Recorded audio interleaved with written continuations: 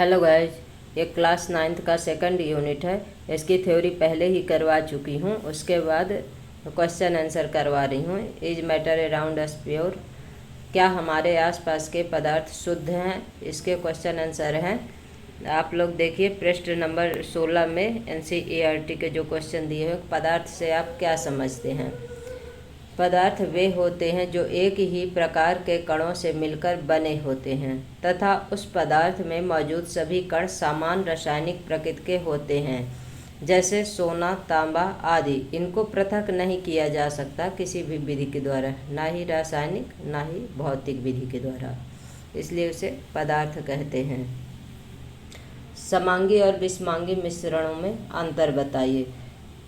Homogeneous and heterogeneous mixture में क्या different है। तो समांगी मिश्रण में देखिए क्या होता है कि इसका समान संगठन होता है। विषमांगी में इसका एक समान संगठन नहीं होता है।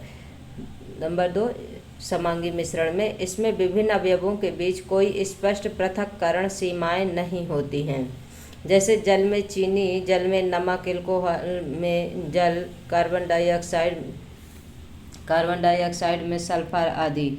ये इसके एग्जाम्पल हैं। जैसे जल में पानी सबसे सरलतम उदाहरण है, तो उसमें जब पानी में चीनी मिल जाती है तो उसमें जो है तो ये नहीं पता चलता कि इसमें विलेय कहाँ पर है। विलायक की मात्रा ज़्यादा होती है लेकिन विलेय पूरी तरह से घुल जाता है, इसलिए उसे होमोजीनियस मिक्सचर कहते हैं। इसी प्रकार विषमांगी मिश्रण में विषमांगी मिश्रण के बीच स्पष्ट पृथक्करण सीमाएं होती हैं। मतलब विषमांगी मिश्रण का मतलब ही है कि वो समान रूप से नहीं मिलते हैं, वो बिल्कुल स्पष्ट अलग अलग दिखते हैं। जिस तरह से मतलब कि जल में तेल डाल देंगे तो तेल ऊपर ही तैरता रहेगा, है ना, वो तो बिल्कुल उसमें पानी में मिलता नहीं है। चीनी, नमक, बालू, रेत तथा आदि, ये सब किसके उदाहरण है? ये सब विषमांगी मिश्रण के उदाहरण है। किंतु चीनी तो घुल जाता है, बट इसका जो मेन एग्जाम्पल है बालू, रेत जो है, और जैसे मिट्टी डाल दिया जाए उसमें, तो ये विषमांगी मिश्रण का उदाहरण है। क्योंकि इसको जो है तो फिल्टर पेपर से नहीं छाना जा सकता है विषमांगी मिश्रण में। फिर समांगी मिश्रण में इसके अवयवों को आसानी से देखना संभव नहीं है, क्योंकि समांगी मिश्रण के जो विलेय होता है वो पूरी तरह से घुल जाता है। जैसे आप शरबत देखिए, उसमें चीनी नहीं नज़र आएगी, और इसके अवयव को प्रायः देख सकते हैं, क्योंकि इसमें जैसे आप पानी में जो है तो मिट्टी डाल दीजिए, या चॉक पाउडर डाल दीजिए, या रेत डाल दीजिए, फिर उसके बाद देखिए तो उसमें से बिल्कुल भी वो जल में मतलब विलयन में विलय नहीं घुलता है। इसे विषमांगी मिश्रण कहते हैं। विलयन, निलंबन और कोलाइड एक दूसरे से किस प्रकार भिन्न है। तब इनमें देख लीजिए डिफरेंट क्या होता है। विलयन सॉल्यूशन है, सस्पेंशन है और कोलाइड है। विलयन यह एक समांगी मिश्रण होता है, निलंबन यह एक विषमांगी मिश्रण होता है, और कोलाइड यह समांगी दिखाई देता है परंतु विषमांगी मिश्रण का उदाहरण है। मतलब दिखेगा कि समांगी है बट वो समांगी नहीं होता, विषमांगी होता है। फिर विलयन के जो कण होते हैं, देखिए विलेय के कणों का आकार अत्यंत छोटा होता है। ये व्यास में 1 नैनोमीटर या 10⁻⁹ मीटर से भी छोटे होते हैं, इसलिए वे आँख से नहीं देखे जा सकते। यहाँ तक कि शक्तिशाली माइक्रोस्कोप द्वारा भी नहीं देखा जा सकता है। निलंबन या सस्पेंशन में विलेय के कणों का आकार बहुत बड़ा होता है, 100 नैनोमीटर व्यास से भी बड़े होते हैं, इसलिए इसे आसानी से देखा जा सकता है। और जो कोलाइड विलयन है, इसमें विलेय के कणों का आकार विलयन के कणों से बड़ा परंतु निलंबन या सस्पेंशन के कणों से छोटा होता है। इसके कण व्यास में 1 नैनोमीटर से 100 नैनोमीटर के बीच होते हैं। कोलाइड में इसके कणों को माइक्रोस्कोप से भी नहीं देखा जा सकता है, परंतु इनको इलेक्ट्रॉन माइक्रोस्कोपी से देखा जा सकता है। माइक्रोस्कोपी से तो नहीं माइक्रोस्कोप से नहीं देख सकते, पर जो इलेक्ट्रॉन माइक्रोस्कोप है बिल्कुल सूक्ष्म कण को देखने के लिए उससे देखा जा सकता है। अब विलयन में देखिए कि यह फिल्टर पेपर से गुजर जाता है, यानी कि एक फ्लास्क में जब विलयन को छानते हैं फिल्टर पेपर रख के, तो डायरेक्ट पूरा मतलब फ्लास्क में इसका पूरा पानी चला जाएगा। मतलब ऐसा नहीं है कि इसका विलेय अलग और विलयन अलग हो जाएगा। यह फिल्टर पेपर से नहीं गुजरता। ये जो सस्पेंशन होता है, जैसे मान लीजिए आप एक फ्लास्क में एक बीकर लीजिए और उसमें मिट्टी घोल लीजिए, फिर उसको जो है तो आप उसमें से गुजारिए जो है फिल्टर पेपर से, तो आप देखेंगे कि इसके जो कण हैं तो फिल्टर पेपर में रह जाएंगे और पानी जो है तो फ्लास्क में चला जाएगा। इसलिए जो है तो सस्पेंशन के कण नहीं गुजरते हैं फिल्टर पेपर से। और कोलाइड, यह फिल्टर पेपर से गुजर जाता है। जैसे कोलाइड में दूध आता है, आप दूध को डालिए फिल्टर पेपर से तो वो नीचे चला जाएगा बीकर में। फिर नंबर 4, यह स्थायी हैं, मतलब इसमें कोई चेंजेस नहीं होता है तथा ये इसके विलेय पृथक नहीं होते हैं। छानन विधि द्वारा विलेय के कणों को पृथक नहीं किया जा सकता है विलयन के। और सस्पेंशन में यह अस्थायी तथा इसके कण कुछ समय बाद तली पर जमा हो जाते हैं। छानन विधि द्वारा इनके कणों को मिश्रण से अलग कर सकते हैं। अब जैसे आप मान लीजिए घर में ही अपने एक गिलास ले लीजिए और उसमें जो है तो मिट्टी थोड़ा सा घोल लीजिए, फिर उसे थोड़ी देर के लिए रख दीजिए, तो देखेंगे कि उसमें पूरी तरह से मिट्टी नीचे जमा हो जाती है और पानी ऊपर ऊपर बिल्कुल साफ सुथरा दिखाई देने लगता। और इसको फिर आप छान सकते हैं जैसे फिल्टर पेपर से। फिर इसके बाद कोलाइड में यह स्थायी विलयन है जिसमें विलेय पृथक नहीं होते, इसलिए छानन विधि द्वारा विलेय के कणों को पृथक किया जा सकता है। छानन विधि द्वारा इसको पृथक किया जा सकता है। फिर नंबर 5, इसमें प्रकाश का प्रकीर्णन नहीं होता है तथा यह टिंडल प्रभाव उत्पन्न नहीं करते हैं। विलयन जो है तो विलयन में जो है तो इसमें प्रकाश का प्रकीर्णन क्यों नहीं होता, क्योंकि इसके जो कण हैं तो पूरी तरह से घुल जाते हैं। अब प्रकाश का प्रकीर्णन कब होता है, जब उसमें छोटे छोटे कण रहते हैं तभी उसका प्रकीर्णन हो पाता है। फिर सस्पेंशन में इसमें प्रकाश का प्रकीर्णन होता है परंतु ये टिंडल प्रभाव नहीं दर्शाता है। प्रकाश का प्रकीर्णन तो होगा परंतु टिंडल प्रभाव नहीं दर्शाता है। फिर इसके बाद कोलाइड में इसमें प्रकाश का प्रकीर्णन होता है तथा यह टिंडल प्रभाव उत्पन्न करता है। यानी कि टिंडल प्रभाव का अगर एग्जाम्पल पूछे आपसे तो कोलाइड विलयन ही है जो टिंडल प्रभाव उत्पन्न करता है। इसके बाद एक संतृप्त विलयन बनाने के लिए 36 ग्राम सोडियम क्लोराइड को 100 ग्राम जल में 293 केल्विन पर घोला जाता है। इस ताप पर इसकी सांद्रता प्राप्त करिए। अब विलयन की सांद्रता प्राप्त करने के लिए देखिए इसका फार्मूला है जो हम पहले ही आप लोगों को थ्योरी में बता चुके हैं कि विलयन की सांद्रता = विलेय का द्रव्यमान बटे विलयन का द्रव्यमान। तो विलेय कितना दिया हुआ आपके पास, सैल्यूट दिया हुआ 36 ग्राम, फिर सॉल्यूशन कितना दिया हुआ आपको 100 ग्राम दिया हुआ है। फिर इसके बाद जो है तो 293 इसको क्या देंगे, टेम्परेचर देंगे। इसके बाद जो है तो इसकी सांद्रता ज्ञात करेंगे। तब इसमें पास फार्मूला में आप रख दीजिए, विलेय 36 दिया है। अब विलायक का मतलब ही होता है कि विलेय प्लस विलायक, यानी कि सैल्यूट प्लस सॉल्यूशन जो होता है इसको मिलाएंगे तभी विलयन का द्रव्यमान निकलेगा। इसीलिए 100 ग्राम तो खुद ही ये विलायक है और 36 ग्राम जो है तो इसका विलेय है। दोनों को ऐड कर देंगे तो 136 हो जाएगा। जब 136 में 36 इंटू 100 करेंगे तो 26 इंटू 4। अब 26 इंटू 4 कैसे, 26.4% कैसे आया, इसके लिए 100 का 36 में आप गुणा करिए तो 3600 हो जाएगा। उसके बाद 136 का भाग दे दीजिए, तो 136 का भाग देंगे तो 26.4 आ जाएगा। फिर इसके बाद पेट्रोल और मिट्टी का तेल, केरोसिन ऑयल, जो कि आपस में घुलनशील हैं के मिश्रण को 3 पृथक मिश्रण को आप कैसे पृथक करेंगे, मतलब इनको पृथक करने की विधियां पूछ रहा है। पेट्रोल तथा मिट्टी के तेल के क्वथनांकों में 25 डिग्री सेल्सियस से अधिक का अंतराल है। अब देखिए इसमें क्या कहता है, जब 2 घुलनशील द्रवों के क्वथनांकों में अंतर 25 डिग्री सेल्सियस या इससे अधिक हो तब इनके मिश्रण को आसवन विधि द्वारा पृथक किया जा सकता है। मतलब इनके लिए जैसे कोई अलग से वैसे मतलब ऐसे डायरेक्ट अलग नहीं कर सकते, इनको लिए जो मेथड होते हैं उनके द्वारा ही इनको अलग किया जा सकता है। जैसे डिस्टिलेशन मेथड दिया हुआ, डिस्टिलेशन मेथड के द्वारा ही जब 2 घुलनशील द्रव हैं, जैसे इसमें मिट्टी के तेल और पेट्रोल दिया हुआ, तो सिर्फ इसी विधि के द्वारा ही इसको अलग किया जा सकता है, ना कि छानन विधि द्वारा। इसमें देखिए जैसे मिश्रण में क्या दिया है, पेट्रोल प्लस मिट्टी का तेल दिया है। इसको आसवन फ्लास्क में ले लेते हैं पहले, फिर इसमें एक थर्मामीटर लगाते हैं, जो ये थर्मामीटर लगा हुआ है। फिर उपकरण के अनुसार व्यवस्थित करें, मतलब इसमें देखिए जैसे आपको बताया गया कि इसमें एक फ्लास्क है जिसमें मिट्टी पेट्रोल प्लस मिट्टी का तेल है। इधर जो है तो ये बीकर रखा हुआ जिसमें पेट्रोल, और इधर ये पानी इसमें हो जाता है और इसमें से आश्रित होकर ये गिरता है। और यहाँ ऊपर ये देखिए थर्मामीटर लगा हुआ है। अब मिश्रण को धीरे धीरे गर्म करें तथा सावधानी पूर्वक थर्मामीटर का अवलोकन करें। पेट्रोल वाष्पीकृत हो करके तथा संघनक द्वारा संघनित हो करके बाहर निकल जाता है तथा इसे बर्तन में एकत्रित कर लिया जाता है। मतलब पेट्रोल जो है तो इससे अलग हो जाता है। किससे अलग हो जाता है? पेट्रोल देखिए, पेट्रोल मिट्टी के तेल से अलग हो जाता है। आसवन फ्लास्क में मिट्टी का तेल शेष रह जाता है। पेट्रोल अति ज्वलनशील पदार्थ है, इसमें आसानी से आग लग सकती है, इसलिए सावधानी के द्वारा इनको प्रयोग करना चाहिए टीचरों के निगरानी में।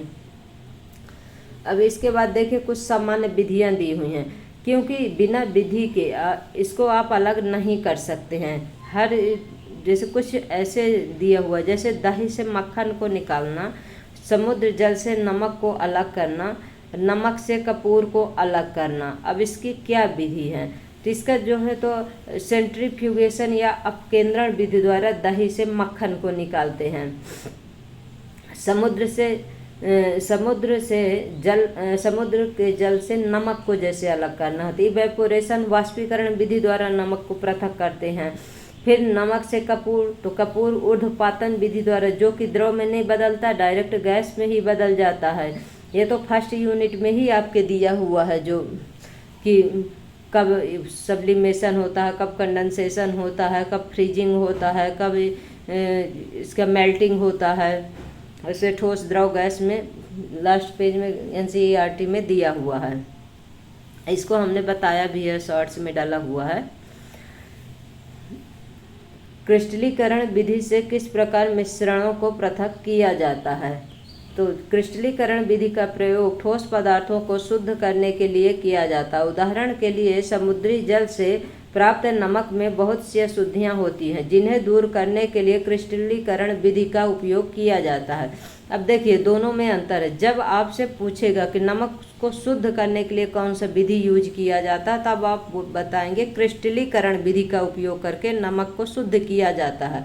किंतु समुद्र के जल से नमक को अलग करने की विधि को इवेपोरेशन या वाष्पीकरण विधि द्वारा अलग किया जाता है। दोनों में डिफरेंट है। अब देखिए कुछ क्वेश्चन और दिए हुए हैं आपके एनसीईआरटी में कि निम्न को रासायनिक और भौतिक परिवर्तनों में वर्गीकृत करिए। अब जैसे इसमें पूछा है आप लोगों से कि जैसे पेड़ों को काटना क्या है, भौतिक परिवर्तन है कि रासायनिक परिवर्तन है? मक्खन का एक बर्तन में पिघलना, अलमारी में जंग लगना, जल का उबलकर वाष्प बनना, विद्युत तरंगों का प्रवाहित होना तथा उसका हाइड्रोजन और ऑक्सीजन में विघटित हो जाना। विद्युत तरंगों का जल में प्रवाहित होना और उसका हाइड्रोजन और ऑक्सीजन में विघटित होना, जल में साधारण नमक का घुलना, फलों से सलाद बनाना तथा लकड़ी और कागज का जलना। अब इसमें से देखिए जैसे पेड़ों को काटना क्या है, एक भौतिक परिवर्तन है। भौतिक और रासायनिक परिवर्तन में ये डिफरेंट होता है कि रासायनिक परिवर्तन में एक नया पदार्थ बनता है, जबकि भौतिक पदार्थ में सेम वही पदार्थ रहता है, उसमें कोई बदलाव नहीं होता। जैसे क्लास 10th के फर्स्ट यूनिट में दिया हुआ कि मैग्नीशियम के रिबन को जो है तो जलाते हैं तो क्या प्राप्त होता है, तो उसमें जो है तो मैग्नीशियम के रिबन को जलाने पर उसमें जो है तो राख प्राप्त होती है, पर उस राख को फिर से मैग्नीशियम के रिबन तो नहीं बना सकते हैं, क्योंकि वो एक केमिकल चेंज हो जाता है। लेकिन पेड़ों को काट देंगे तो लकड़ी जैसे रहेगी वैसे ही रहेगी, बट बस सूख जाएगा, इसलिए ये भौतिक परिवर्तन। फिर मक्खन का बर्तन में पिघलना, ये भी जो है तो भौतिक परिवर्तन। लेकिन अलमारी में जंग लगना एक रासायनिक परिवर्तन है। जल का उबालकर वाष्प बनना भौतिक परिवर्तन है। फिर विद्युत तरंग का जल में प्रवाहित होना तथा उसका हाइड्रोजन और ऑक्सीजन में विघटित होना, ये केमिकल चेंज है। जल में साधारण नमक का घुलना भी फिजिकल चेंज है। फलों से सलाद बनाना जो है तो ये भी फिजिकल चेंज है। लकड़ी और कागज का जलना जो है तो ये केमिकल चेंज है, क्योंकि उसको फिर से लकड़ी और कागज़ नहीं बनाया जा सकता। ये देखिए दिया हुआ है इसमें कि भौतिक परिवर्तन और रासायनिक परिवर्तन। देखिए भौतिक परिवर्तन में दिया हुआ है पेड़ों को काटना, मक्खन का एक बर्तन में पिघलना, जल का उबलकर वाष्प बनना, जल में साधारण नमक का घुलना, फलों से सलाद बनाना, ये सब क्या है? भौतिक परिवर्तन है। रासायनिक परिवर्तन क्या है? अलमारी में जंग लगना, विद्युत तरंग का जल में प्रवाहित होना तथा उसका हाइड्रोजन और ऑक्सीजन गैसों में विघटित होना, लकड़ी और कागज का जलना, ये सब क्या है? ये रासायनिक परिवर्तन के उदाहरण हैं। जैसे अपने आसपास की चीज़ों को शुद्ध पदार्थों या मिश्रण से अलग करने का प्रयत्न करें। देखिए शुद्ध पदार्थ तांबा, सोना, नमक, चीनी, आश्रित जल, चांदी, लोहा, हीरा, अल्कोहल आदि, ये सब मिश्रण नल का जल, दूध, वायु, स्टील, नमक का घोल, मिट्टी का तेल, आइसक्रीम, सोने से बने आभूषण, पीतल, कांसा इत्यादि, सब क्या है? मिक्सचर है। लेकिन शुद्ध पदार्थ में क्या है? सोना है, नमक है, चीनी है, चांदी है, ये सब, लोहा है, हीरा है, कॉपर है, ये सब किसके उदाहरण हैं? शुद्ध पदार्थ के हैं, जो एक ही रासायनिक जो उसके हर कण जो है तो एक ही प्रकार के रासायनिक गुण दर्शाते हों, वही शुद्ध पदार्थ है। और जैसे नल का जल शुद्ध पदार्थ नहीं है, क्योंकि उसमें जो है तो मैग्नीशियम भी पाया जाता है, कैल्शियम भी पाया जाता है, बहुत सारे पदार्थ पाए जाते हैं जिसको कि शुद्ध किया जाता है जल को। फिर दूध को भी, जो दूध जो है तो पायस के रूप में पाया जाता है, इसमें भी अलग अलग कण होते हैं, दूध मिक्सचर है।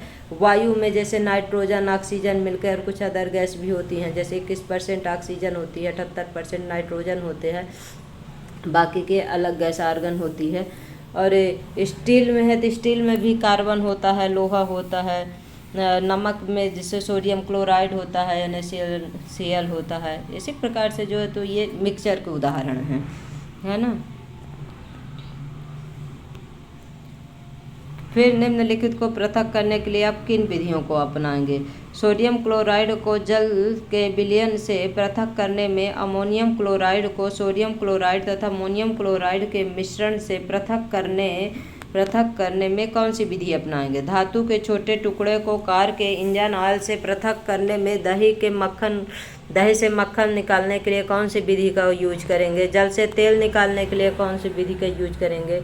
चाय से चाय की पत्तियों को पृथक करने की विधि, बालू से लोहे की पिनों को पृथक करने की विधि, भूसे से गेहूं के दानों को पृथक करने की विधि, पानी में तैरते हुए मिट्टी के महीन कण को पानी से अलग करने के लिए विधि, पुष्प की पंखुड़ियों के निचोड़ से विभिन्न रंजकों को पृथक करने की विधि, ये सब विधियां दी हुई हैं, पता है। जैसे सोडियम क्लोराइड के जल के विलयन से पृथक करने की विधि तो क्या है? वाष्पन या वाष्पीकरण विधि के द्वारा ही नमक को समुद्र के जल से अलग किया जाता है।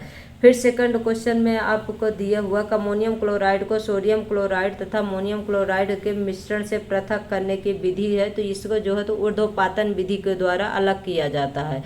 फिर धातु के छोटे टुकड़े को कार के इंजन ऑयल से पृथक करने की विधि, इसे छानन विधि के द्वारा अलग किया जाता है। फिर दही से मक्खन निकालने के लिए सेंट्रीफ्यूगेशन या अपकेंद्रण विधि द्वारा अलग किया जाता है। जल से तेल निकालने की विधि जो है तो जल से तेल, इसको पृथक्करण कीप विधि द्वारा इसको अलग किया जाता है। अब जैसे MP बोर्ड की एक बुक दी हुई है, उसमें सारे मेथड्स दिए हुए हैं कि इसको किस किस तरह से अलग किया जाता है। चाय से चाय की पत्तियों को पृथक करने के, चाय से चाय की पत्तियों को अलग करने के, इसको भी छानन विधि के द्वारा अलग करेंगे। बालू से लोहे के पिनों को पृथक करने के लिए मैग्नेटिक चुंबकीय पृथक्करण का यूज करेंगे, क्योंकि उसमें चुंबक करेंगे तो पिन सारी उसी में चिपक जाएंगे और अलग हो जाएंगे। भूसे से गेहूं के दानों को पृथक करने के लिए विनोइंग विधि का यूज करते हैं। पानी में तैरते हुए मिट्टी के महीन कण को पानी से अलग करने के लिए इसको फिटकिरी, जैसे पानी गंदा रहता है तो बाल्टी में से फिटकिरी को एक बार घुमा दे तो उसमें क्या रहते हैं, जो पानी गंदा रहता है वो नीचे जमा हो जाता है, इसलिए उसे जो है तो फिटकिरी का उपयोग या लोडिंग या भारण विधि द्वारा। फिर देखिए इसमें क्या, पुष्प की पंखुड़ियों से निचोड़ से विभिन्न रंजकों को पृथक करने की विधि पूछा। ये जो है तो क्रोमेटोग्राफी। आप लोगों की सारी विधियां अगर डिटेल से पढ़ना हो तो आप क्लास 9th की MP बोर्ड की बुक पढ़ लीजिए, सारी विधि दी हुई है उसमें। आपके एनसीईआरटी में तो इतना ज़्यादा डिटेल नहीं दिया हुआ है, पहले के बुक में दिया होगा, पता नहीं है।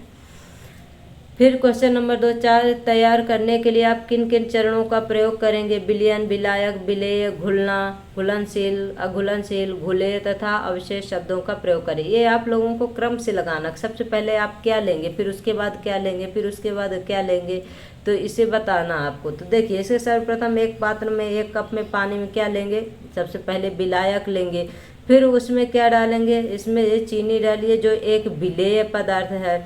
फिर आपको जल तथा चीनी विलयन प्राप्त होगा क्योंकि चीनी जल में घुलनशील है। अब इसमें 1 या आधा चम्मच चाय की पत्ती डालिए जो जल में अघुलनशील है। पहले क्या डालेंगे, सबसे पहले विलायक डालेंगे, फिर विलेय डालेंगे जो उसमें घुल जाए, क्योंकि चीनी क्या है उसमें घुल जाती है, विलेय हो जाएगा। फिर दोनों का क्या होगा, दोनों को मिक्स हो जाएगा तो अपने को विलयन प्राप्त होगा। देन उसके बाद क्या अपन डालते हैं, चाय की पत्ती डालते हैं जो कि अघुलनशील है तो विलेय पर अघुलनशील विलेय है। इसमें फिर दूध डालकर लगभग 5 मिनट तक उबालिए। फिर इसके बाद लास्ट इसका क्या है, फिल्टरेट है। इसको लास्ट में क्या करना है, जो घुले पदार्थ घुल जाएगा उसके बाद उसको फिल्टर कर लेंगे, जिसमें चाय की पत्तियाँ छन्नी से ऊपर अवशेष के रूप में प्राप्त होंगी। तो आपको अगर ये क्वेश्चन जैसे मान लीजिए दिया हुआ कि विलयन, विलायक, विलेय, घुलना, घुलनशील, अघुलनशील, घुलेय, तो इसको क्या करेंगे, सबसे पहले विलायक लेंगे, फिर विलेय लेंगे, फिर विलेय लेंगे, फिर इसको जो है तो फिर इसके बाद विलयन प्राप्त होगा। फिर विलयन के बाद जो है तो आप चाय की पत्ती डालेंगे जो अघुलनशील है। फिर चाय की पत्ती डालने के बाद जो है तो उसको क्या करेंगे, उसको में दूध डाल के उबालेंगे, उसके बाद जो है तो फिल्टर कर लेंगे।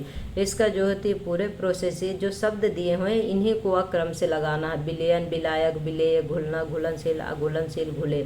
सबसे पहले तो आप लोग यही समझिए कि विलयन क्या है। तो विलयन क्या है, विलेय प्लस विलायक मिलेगा तो विलयन होगा। विलायक क्या है, जिसकी मात्रा सबसे ज़्यादा होगी। विलेय क्या है, जिसकी मात्रा कम होगी वो विलेय है। घुलना क्या है, घुलना क्या है, घुलना एक प्रकार से ये है कि जैसे चीनी डाल देंगे तो उसमें घुल जाएगा, वही घुलन है, घुलन उसकी घुलनशीलता कहलाती है। अघुलनशील क्या है, चाय की पत्ती है जिसको लास्ट में छान लेंगे।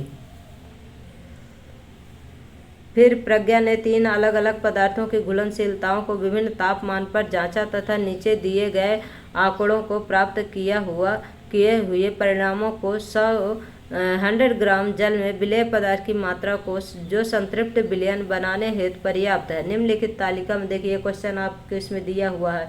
अब इसमें फर्स्ट नंबर क्वेश्चन क्या दिया हो, ए नंबर देखिए कि 50 ग्राम जल में 313 केल्विन पर पोटेशियम नाइट्रेट के संतृप्त विलयन को प्राप्त करने हेतु कितने ग्राम पोटेशियम नाइट्रेट की आवश्यकता होगी। अब इसमें किसके बारे में पूछा, पोटेशियम नाइट्रेट। तो ये देखिए आपको फर्स्ट ही जहाँ विलेय पदार्थ दिया था यहाँ पोटेशियम नाइट्रेट दिया हुआ है और 313 केल्विन, जहाँ घुलनशीलता लिखा है इसके ऊपर 313 केल्विन है। तो 313 केल्विन की घुलनशीलता कितने में है, 62 में है। 62 में है तो इसको क्या करेंगे कि 100 ग्राम जल है और टेम्परेचर कितना देना है, 313 केल्विन है। पोटेशियम नाइट्रेट का सूत्र होता है KNO3 होता है। अब संतृप्त विलयन प्राप्त करने के लिए आपको 62 ग्राम क्या दिया हुआ है, उसकी घुलनशीलता दी हुई है। यहाँ देखिए ये दिया हुआ है 62, ये 62 दिया हुआ है पोटेशियम नाइट्रेट की घुलनशीलता, है ना। फिर इसके बाद क्या करेंगे, जो घुलनशीलता है मतलब एक प्रकार से विलेय है इसलिए 62 ऊपर हो जाएगा, नीचे 100 हो जाएगा, इंटू 50 हो जाएगा। क्योंकि 100 ग्राम जो है तो आपको लेना है जो फार्मूला में दिया हुआ है कि मतलब number of moles upon mass upon molar mass होता है और इंटू 100 होता है उसके परसेंटेज निकालने के लिए। वही तो 62/100 इंटू 50, तो इसमें जो है तो 31 ग्राम हो जाएगा। आप 5 का गुणा कर दीजिए, वैसे भी जो है तो आ जाएगा, 100 का भाग देंगे तो 0 कट जाएगा, जो आएगा वही 31 हो गया।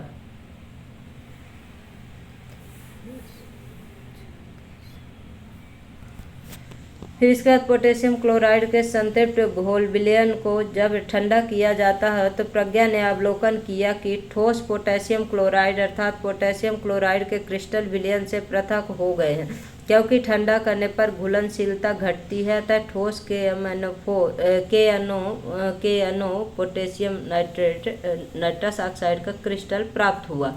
अब इसमें देखिए क्या दिया हुआ, पोटेशियम नाइट्रेट, जैसे कहाँ चला गया, पोटेशियम नाइट्रेट दिया है। हाँ, पोटेशियम नाइट्रेट, इसमें ये यहाँ पर देखिए, हाँ इसकी घुलनशीलता। अब पोटेशियम नाइट्रेट का कितना दिया हुआ है, पोटेशियम नाइट्रेट का, अब इसमें केल्विन कितना पूछा हुआ है, देखिए केल्विन 293 केल्विन पूछा हुआ। अब इसमें 293 इस सेकंड वाले कॉलम में दिया हुआ है कि इसकी घुलनशीलता या बताना है कि जैसे पोटेशियम नाइट्रेट की घुलनशीलता कितनी है, तो 293 केल्विन में तो 32 हो जाएगी। फिर सोडियम क्लोराइड की घुलनशीलता कितनी है, तो 36 हो जाएगी। फिर पोटेशियम क्लोराइड की घुलनशीलता कितनी है, तो 35 हो जाएगी। मतलब इतने टेम्परेचर पर, जो 293 टेम्परेचर दिया है, तो उसके सामने ही ये घुलनशीलता दी हुई है। अमोनियम क्लोराइड की कितनी घुलनशीलता है, 37 है। जो आपके इसमें देखिए ये दिया हुआ है कि 32, 36, 35, 37, इनकी सबकी घुलनशीलता दी हुई। घुलनशीलता पूछा है तो ऑलरेडी इसमें दिया हुआ है। फिर इसमें पूछा है कि जैसे ये क्वेश्चन पूछा है कि तापमान में परिवर्तन से लवण की घुलनशीलता पर क्या प्रभाव पड़ता है। अब देखिए, तापमान में लवण की घुलनशीलता पर, जब जैसे जैसे तापमान बढ़ाएंगे तो उसकी घुलनशीलता में वृद्धि होगी, और जैसे जैसे ताप की कमी होगी घुलनशीलता घटती जाती है। ये तो पहले ही आप लोगों को थ्योरी में भी बता चुकी हूँ।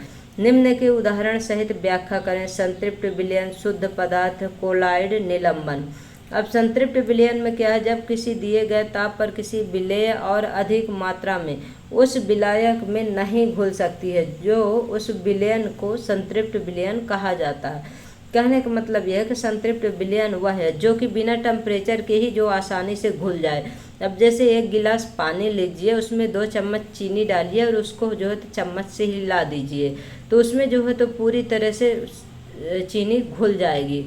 और फिर जब जितना उसकी आवश्यकता है उतना बिना टेम्परेचर के ही घुल जाती है, उसे संतृप्त विलयन कहते हैं। शुद्ध पदार्थ या प्योर सब्सटेंस क्या है, शुद्ध पदार्थ वह है जो एक ही प्रकार के कणों से मिलकर के बना होता है तथा उसमें मौजूद सभी कण समान रासायनिक प्रकृति के होते हैं, जैसे सोना, चांदी आदि। चाहे उसका एक भी कण लेंगे तो उसका सेम वही गुण रहेगा। ऐसा नहीं है कि एक कण लेंगे तो उसके कण में कोई भी बदलाव होगा, इसलिए उसे शुद्ध पदार्थ या प्योर सब्सटेंस कहते हैं। कोलाइड क्या है, कोलाइड विलयन वे हैं जिनमें विलेय के कणों का आकार विलयन से बड़े परंतु निलंबन से जो है तो छोटे होते हैं। मतलब 1 नैनोमीटर से 100 नैनोमीटर के बीच कोलाइड होते हैं। इनके विलेय कणों को खुली आंखों से नहीं देखा जा सकता है तथा ये स्थायी होते हैं। कोलाइड टिंडल प्रभाव उत्पन्न कर सकते हैं। कोलाइड के उदाहरण क्या क्या है देख लीजिए, आप लोगों के 1 नंबर क्वेश्चन में पूछ लेगा। जैसे रक्त है, दूध है, फेस क्रीम है, मक्खन है इत्यादि। उसमें ऑप्शन दे देगा कि कोलाइड विलयन कौन सा है, और 4 ऑप्शन दे देगा, जैसे विलायक का भी दे देगा, आपका सस्पेंशन का भी दे देगा और कोलाइड का भी दे देगा। जब आप पढ़े रहेंगे तो पता रहेगा कि रक्त, दूध, फेस क्रीम, मक्खन एक इसके उदाहरण हैं, तो ये जो है तो कोलाइड के एग्जाम्पल हैं। फिर निलंबन या सस्पेंशन। निलंबन एक विषमांगी मिश्रण है जिसमें विलेय पदार्थ के कण घुलते नहीं हैं बल्कि माध्यम की समष्टि में निलंबित रहते हैं। ये निलंबित कण आंखों से देखे जा सकते हैं। यदि मिश्रण को कुछ देर तक बिना हिलाए छोड़ दे तो ठोस कण नीचे बैठ जाता है, जैसे कीचड़ का पानी, रेत का पानी, चाक पाउडर तथा पानी में चूना पत्थर इत्यादि। ये किसके उदाहरण है, निलंबन के। मतलब जो चीज़ तली में बैठ जाए, पूरी तरह से ना घुले, वही निलंबन या सस्पेंशन है। अब निम्नलिखित प्रयोगों को समांगी और विषमांगी मिश्रणों में वर्गीकृत करें। सोडा, जल, लकड़ी, बर्फ, वायु, मिट्टी, सिरका, छनी हुई चाय। अब इसमें से ये पूछा है कि कौन सा समांगी है, कौन सा विषमांगी है। जो देखने में जो पूरी तरह से, जैसे सोडा जल क्या है, सोडा जल एक प्रकार समांगी मिश्रण है। बर्फ समांगी मिश्रण है क्योंकि उसके कण सब सेम होते हैं जल के जो है। वायु एक समांगी मिश्रण है क्योंकि उसमें ये नहीं दिखाई देता कि ऑक्सीजन कहाँ है, उसमें नाइट्रोजन कहाँ है, उसमें आर्गन कहाँ है, जो अदर गैसेस है वो कहाँ है, वो तो दिखाई नहीं देता ना अलग अलग। इसलिए वायु क्या है, एक समांगी मिश्रण है। फिर सिरका क्या है, सिरका तो आप लोग देखे होंगे, आप लोगों किचन में यूज होता होगा, वो भी एक समांगी मिश्रण का उदाहरण है, क्योंकि उसमें ये नहीं दिखता कि कहाँ है एसिटिक एसिड, कहाँ है जल, ऐसे करके। छनी हुई चाय, अब चाय को छान लीजिए कप में, तो उसमें जो है तो दूध, शक्कर, चाय की पत्ती अलग अलग तो नहीं दिखती है कि भाई ये सब अलग अलग हो, इसलिए वो समांगी मिश्रण का एग्जाम्पल है। विषमांगी मिश्रण लकड़ी है, मिट्टी है, रेत है, चाक है, ये सब क्या है, विषमांगी मिश्रण। इसको पानी में डालिए तो ये सब अलग ही दिखते रहेंगे, उसमें नहीं घुलते हैं, इसलिए विषमांगी मिश्रण का उदाहरण। आप किस प्रकार पुष्टि करेंगे कि दिया हुआ रंगहीन द्रव्य शुद्ध जल है? यदि वायुमंडलीय दबाव पर दिया हुआ रंगहीन द्रव 100 डिग्री सेल्सियस पर उबलता है, तो हम कह सकते हैं कि दिया गया रंगहीन द्रव शुद्ध जल है, क्योंकि शुद्ध पदार्थों के क्वथनांक तथा गलनांक निश्चित फिक्स्ड होते हैं। निम्नलिखित में से कौन सी वस्तुएं शुद्ध पदार्थ हैं?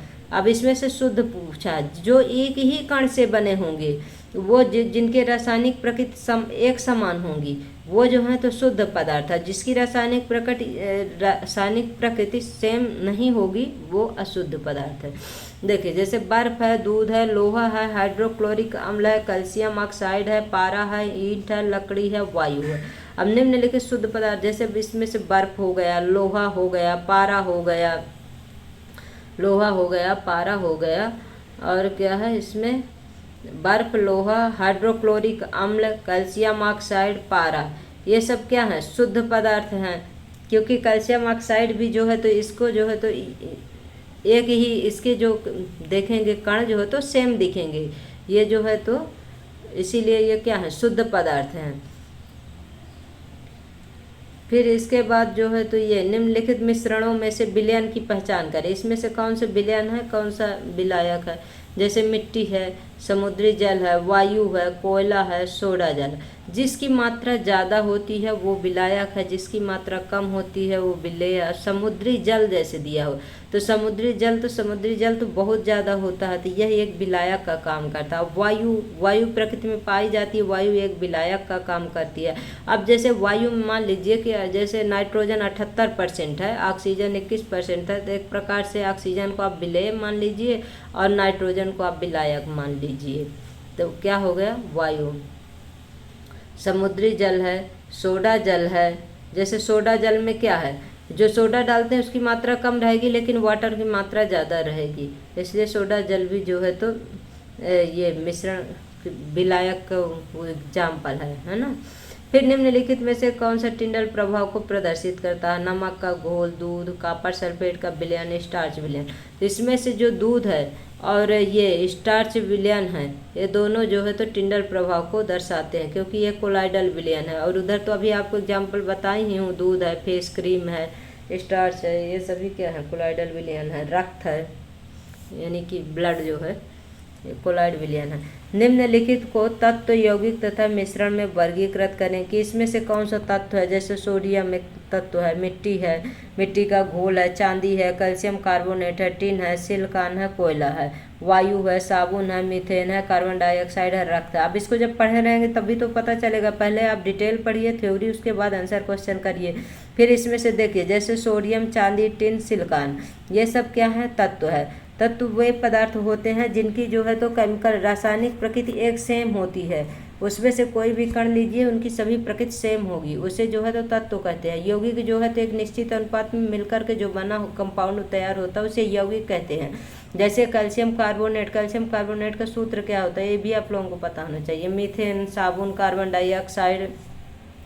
फिर मिश्रण में क्या है, चीनी का घोल है, मिट्टी है, वायु है, कोयला है, रक्त है, ये सब क्या है, मिश्रण है। फिर निम्नलिखित में से कौन से परिवर्तन रासायनिक हैं? पौधों की वृद्धि, लोहे में जंग लगना, लोहे के चूर्ण तथा बालू को मिलाना, खाना पकाना, भोजन का पाचन, जल से बर्फ बनना, मोमबत्ती का जलना। अब देखिए, पौधों की वृद्धि एक रासायनिक परिवर्तन है। लोहे में जंग लगना एक रासायनिक परिवर्तन है। लोहे के चूर्ण तथा बालू को मिलाना एक भौतिक परिवर्तन है, क्योंकि इसे अलग किया जा सकता है। खाना पकाना एक रासायनिक परिवर्तन, क्योंकि खाना पकने के बाद फिर से वही चावल दाल नहीं हो जाएगा। भोजन का पाचन एक रासायनिक परिवर्तन है।